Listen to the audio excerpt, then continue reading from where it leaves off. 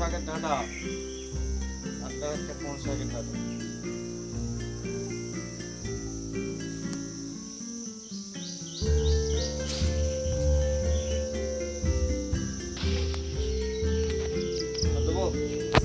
এতে হয়ে যাবে। সকাল সকাল দেখো একজন চালে উঠে গেছে কুমড়ো শাকের ডাঁটা খাবে বলে। তো ডাঁটাগুলো আমি এদিকে কাটাও শুরু করে দিয়েছি। প্রত্যেক দিনের মতো দেখো সকাল সকাল আরও একটা নতুন ব্লগ নিয়ে হাজির হয়ে গেলাম তোমাদের সামনে।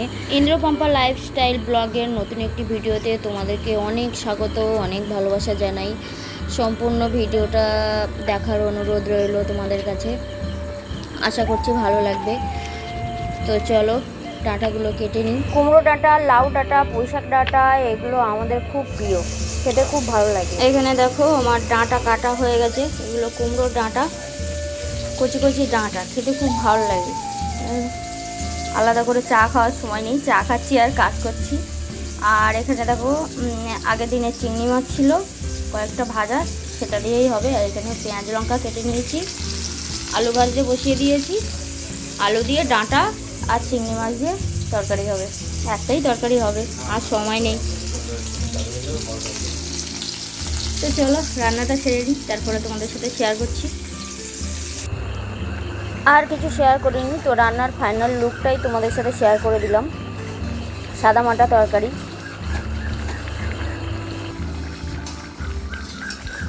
একটু মিষ্টি মিষ্টি কিছু খেতে ইচ্ছে করছিল, তাই ভাবলাম ঘরে সিমাই আছে আর দুধও আছে। তো যেমন ভাবা তেমনই কাজ। দেখো সিমাই বসিয়ে দিয়েছি একটু ঘি দিয়ে। হ্যাঁ, একটু সিমাই করে নেবো, আর সকালবেলা মামার খাওয়াও হয়ে যাবে। আর এদিকে সিমাইয়ের জন্য দুধটা বসিয়ে দিয়েছি। সিমাই রান্না আমার কমপ্লিট।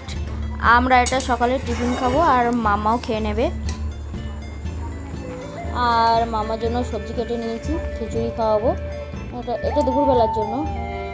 আর দেখো এদিকে আর কিছু শেয়ার করতে পারলাম না, আমার অনেক দেরি হয়ে গেছে। আজকে 9:30 বাজে, বেরিয়ে যাচ্ছি দোকানের জন্য।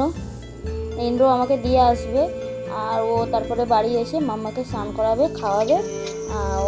ও টিফিন নিয়ে স্নান করে খেয়ে দিয়ে বেরিয়ে যাবে। তো চলো দোকানে যাওয়া যাক, আবার পরে দেখা হচ্ছে।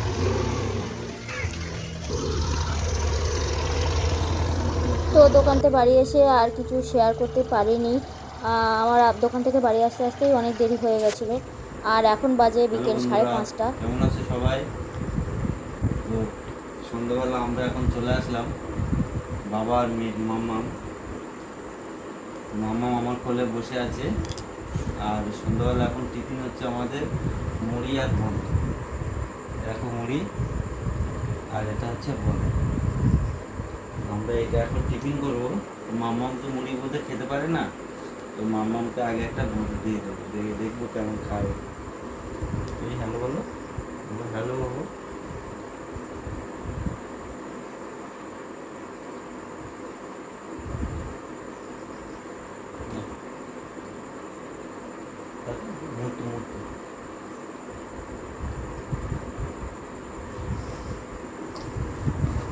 ভালো খেতে,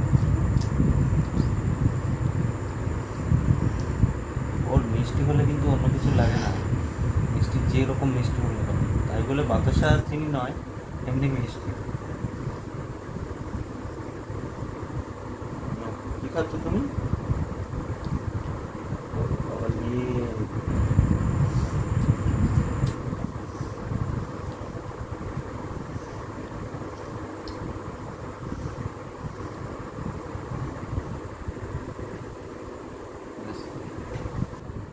চলো টিফিন করে নেওয়া হোক, তারপরে আবার কথা হবে।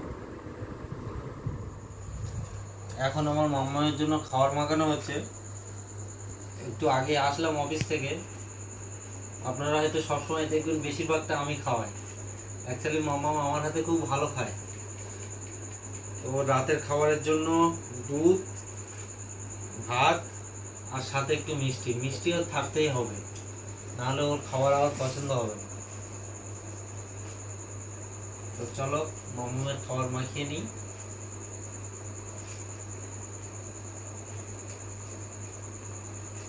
ভাতটা শক্ত থাকলে আবারও খেতে পারে না, ওই জন্য ভাতটা বেশিক্ষণ ধরে মাখিয়ে নিচ্ছি, যেন ভাতটা নরম হয়ে যায়।